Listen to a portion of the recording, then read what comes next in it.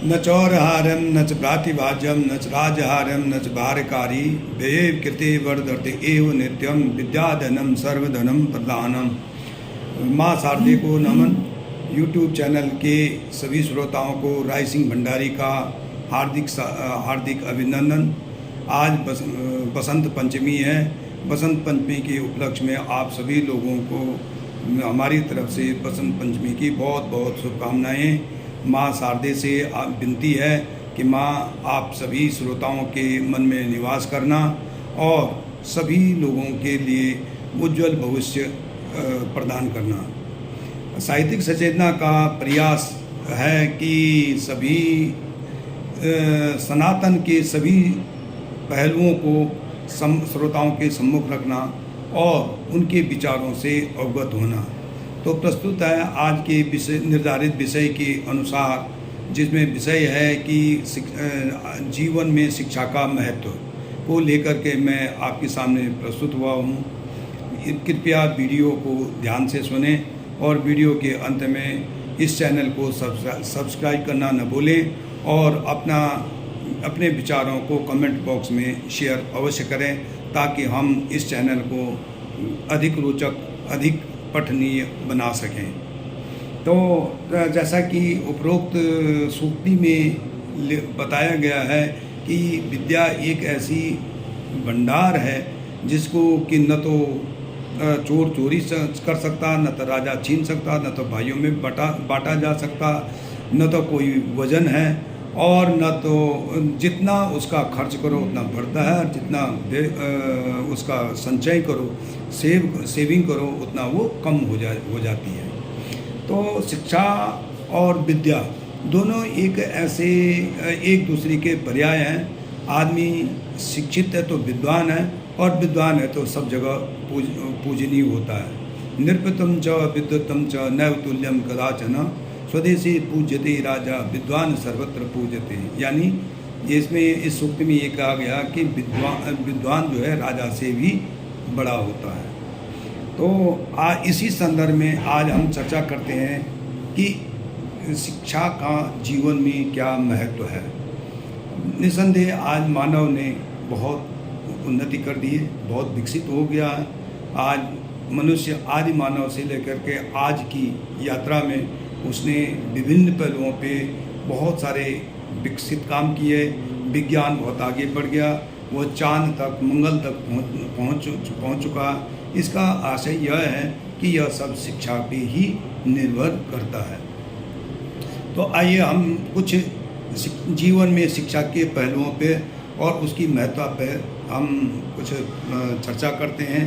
सबसे पहले उसका है कि पहला महत्व है रोजगार के अवसर। प्रत्येक व्यक्ति जो शिक्षित होगा उसके पास रोजगार के काफ़ी अवसर होंगे। उसकी नियुक्ति में कोई बाधा नहीं आती है, क्योंकि अशिक्षित व्यक्ति को कोई भी कहीं पे भी रोजगार नहीं मिलता, और शिक्षित व्यक्ति को मानसिक और शारीरिक दोनों रूप से उसको प्राथमिकता दी जाती है, और जिसके कारण उसका मतलब चौमुखी विकास होना संभव होता है। दूसरा, आर्थिक लाभ। जब रोजगार के अवसर उसको मिलेंगे तो उसका निसंदेह आर्थिक लाभ होगा।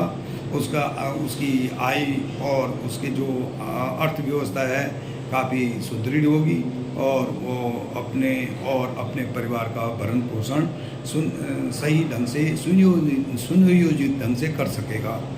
व्यक्तिगत सुख का मतलब है जो व्यक्ति शिक्षित है उसके पास जब आय के साधन होंगे तो उसके सुख भी होगा। गाड़ी, बंगला और बहुत सारी ऐसी सुख सुविधाएं, एसी, फ्रिज वगैरह जो भी लेगा, तो वो शिक्षित व्यक्ति जब जितना आय करेगा उतना अपने लिए वो व्यक्तिगत सुख का भी संचय करेगा। और व्यक्तिगत और पारिवारिक प्रतिष्ठा का मतलब एक सम्मान।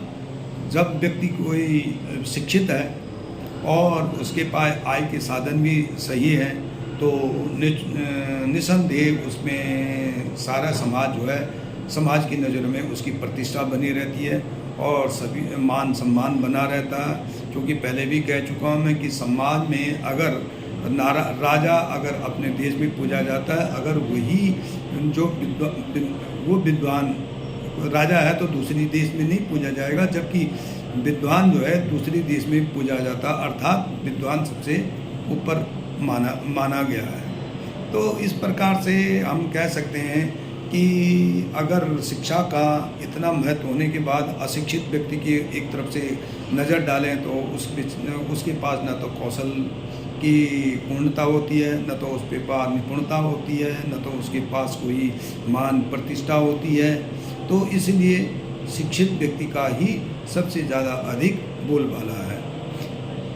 अगर व्यक्ति अशिक्षित है तो उसमें उसके माता पिता का भी काफ़ी योगदान रहता है कि इसलिए जिसके कारण कि उसके माता पिता भी प्रतिष्ठा के लायक नहीं रहते हैं। जैसे लिखा गया है कि माता शत्रु पिता बैरी येन बालो न पाठित न सौवती हंस मध्य सभा मध्य बकोयता, अर्थात जैसे बगुले के सब हंस के बीच में बगुला रहते हैं, वैसे उस बालक के माता पिता समाज में तिरस्कृत रहते हैं।